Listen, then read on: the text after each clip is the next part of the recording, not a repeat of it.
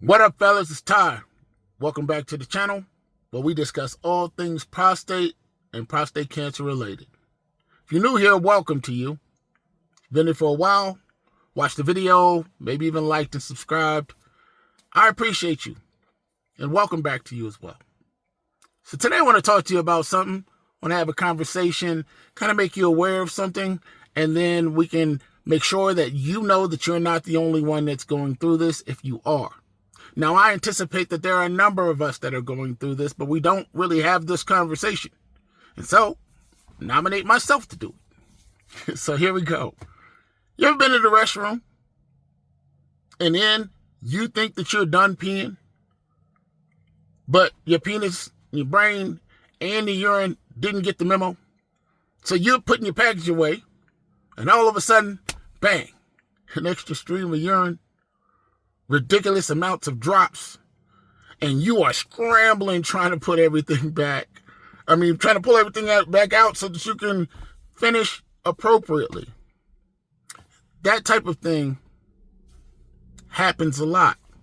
It's not something that's discussed, but if you've had an enlarged prostate, or if you have the radical prostatectomy, or even radiation, I'm sure that you have faced this circumstance. I know that it has occurred with me when I had my enlarged prostate, and even now I'm like, oh, nope, I'm not all the way done. And so I want to talk to you about that, because the thing is that if you are away from home or you are somewhere else, I do not want you in a circumstance where, even if you don't feel embarrassed, you're in a circumstance where you could be the subject of ridicule for no reason. And so, let's talk about it. The thing that happens when you are trying to go to urinate is that when you think that you're done, it's like you push to that point where you feel like you're done, and then you're sitting there and you're holding and you're putting it away. So my first recommendation to you is that if you're going to the restroom, take your time. Make sure that you are going to the restroom, and forget any social norms in regards to how long a man's supposed to be in the restroom. Forget all of that. You make sure, and what I would do is I make sure I get a stall if one is available. I just go in the stall. Why? Because if I feel like I am taking longer to use the restroom than normal, at least I'm in the stall, and the stall is occupied until someone comes in. Now, when you're standing in front of the toilet, the thing that, and this is home or away, you want to make sure that you're done. So you want to make sure that you're fully exposing your penis and everything else in regards to making sure that all of the urine can come out. Now, the weird thing with me and with you, some of you maybe, is that you don't feel that urge to pee until you're putting it away. So maybe there's something that's pushing up on the bladder that makes it, the additional urine want to come out. Not really sure how that works. But the thing is, you need to make sure that you have time where once you're finished with that secondary, you're pulling down a little further and making sure that you give yourself a chance. Now, I want to apologize to those of you who feel like I am talking to you like you are a first grader. The thing is that I want to make sure that people are aware, because there are some people who have never had this issue, and so they're not aware. And I don't want them at work or their first times out of the house or wherever it is that they're going, where they're facing this issue and they are wet. Because that's a whole different conversation, a whole different set of feelings, and a whole different set of embarrassment. That's not necessary. So for those of you who know this and are already doing this, I appreciate you, but this is for them. And including me, because I have this issue. Depending on how much I drank, how hydrated I am, I may have this issue. And it's not like it's an issue where I don't know that I have to continue to use the restroom.